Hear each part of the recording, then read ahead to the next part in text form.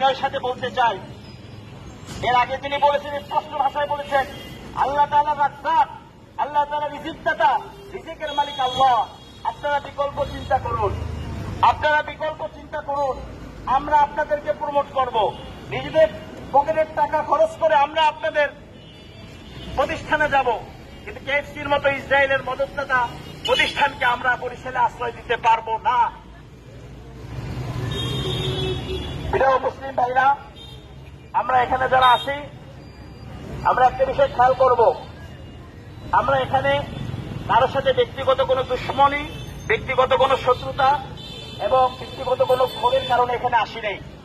আমরা এখানে মানবতার তাগিদে এসেছি। এখানে আমরা আমাদের ধর্মীয় এবং নাগরিক অধিকারের আদায়ের জন্য এসেছি। প্রিয় মুসলিম ভাইরা, আমরা এই বিষয়টি খেয়াল করবো ইনশাআল্লাহ, এবং আমরা আমাদের টাকা পয়সা যেন ইসরায়েলের